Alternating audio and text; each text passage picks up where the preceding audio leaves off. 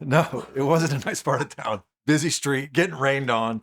And no, I mean, you could have just opened the door, turned the key, and took off. I never would have known.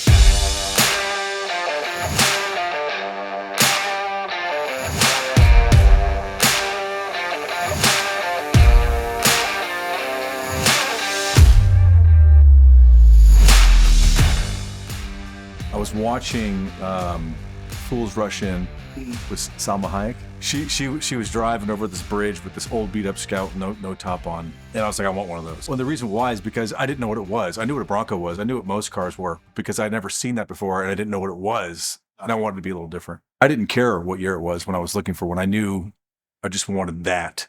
I was on eBay. That was before Facebook and before Marketplace. I was getting frustrated because I couldn't find one because they were hard to find. They were really rusty, but they were dirt cheap. But I wanted a good one. And so I can't remember how many I passed on or I bid on, but this one was in Lake Tahoe, California. I bid up to $2,500 and I won. It cost me almost $2,500 to get it to Florida. It's called Hot Rod Black. That was everywhere. I added the gray. I came up with that scheme. This is mud from Crossville. We had a big meetup in Crossville. There were some trails that we were supposed to follow, but I saw a trail that people weren't going on. And I was with a friend of mine, and we decided just to go for it. I wouldn't do that all the time, again, because I love the thing. I don't want to break it, but it's also why I have it, is to do stuff like that. So I won't not go down something like that. It was so dirty underneath, it took me like, I don't know, 15, 20 hours to get it all off, yeah. Earliest photo? Earliest. This was probably 2005.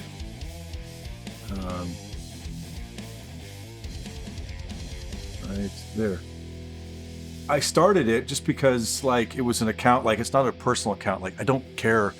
Like, I just put it out there for fun, and I have fun with it, and I don't care the reactions I get. There's a goddamn cougar in the car. Oh, there's a cougar in the car. I put it in there. You got to learn to drive with the fear.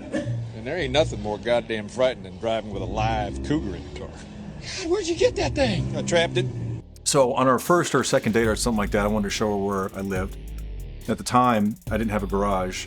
There was just a small driveway. So I had my regular car in the driveway, and this was parked on like a street that people just drive by. It was no garage.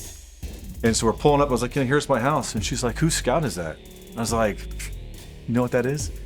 It's like, that's mine. You like it? She goes, oh my God, I love it. You know, it reminds me of Memphis and all this stuff. So we dated, probably 2 years, 3 years, I can't remember. We decided we want to do like a video for everybody at the reception. So we had this videographer come in, and I showed him that, and I told him the whole story, and he's like, we got to have the Scout in your story. And so I have it. It's old, it's on a DVD. There's just this great story of us, you know, cruising around, laughing and talking, and he interviewed us separately, and he asked me about the truck, and it's the same story, just coming from two different mouths. I have always loved these trucks called International Scouts. When we first pulled up to Erik's house, he had his International Scout sitting outside of his house. And she said, whose International Scout is that? And Erik turned around and he was like, you know what that is? That was one thing that really made me feel at home with Erik. It's silly that it's a truck, but it just reminded me of home. Out home to her. So it just kind of worked out really well. A lot of people are putting LSs in them, okay, which is a Chevy motor. So it came out of like a 2005 Silverado or something. It's a 6.0 LS, which means luxury sport. There's a lot of people out there, a lot of purist people that want to keep it original, which is fine. I don't. I drove it for 15 years with a stock 304 3-speed, and it was fine. It was just slow. It leaked.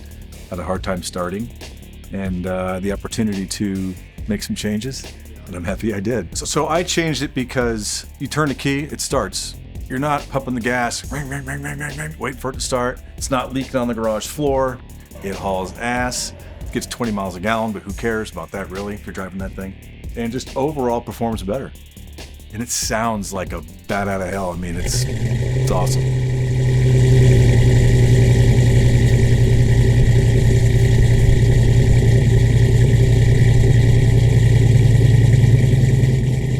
These scratches here, you know, they've been on there probably 3 years now. It didn't always have those. When I was in Florida, I took it to a guy, gave him some money up front to work on it. Time goes by, I keep checking in, I'm not getting responses, and turns out this guy is screwing me over.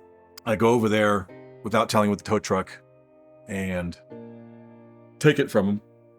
But beforehand, I found another guy to do it. So I went to this other guy and said, hey man, this guy's screwing me over. Is this something that you can do? Can you fix it for me?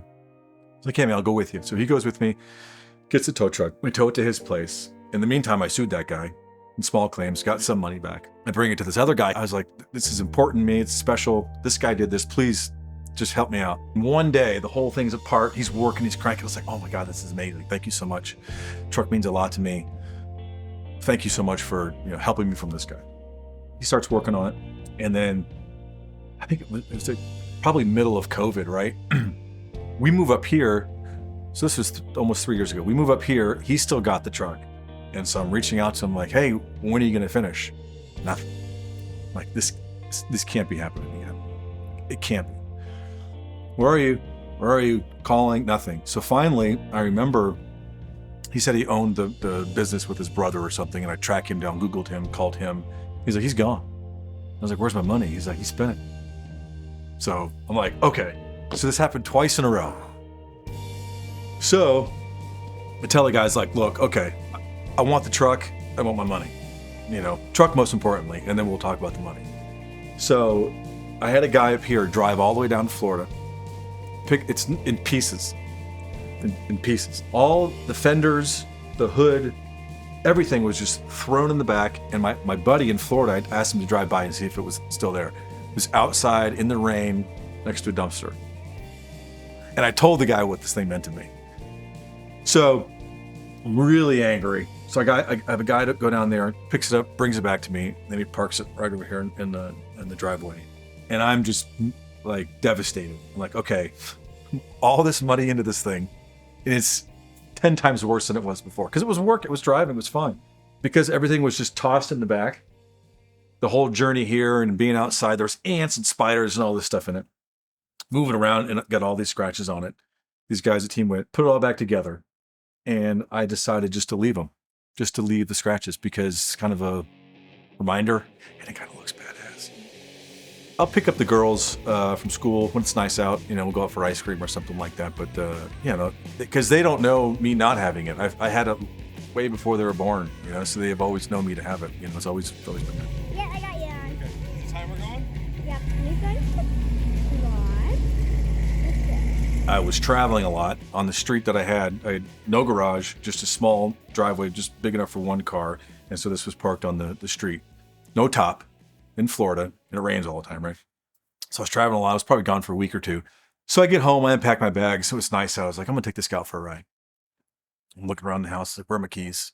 Can't find my keys. So I was like, okay, whatever. I can't find them. Maybe I'll get a new set made or something.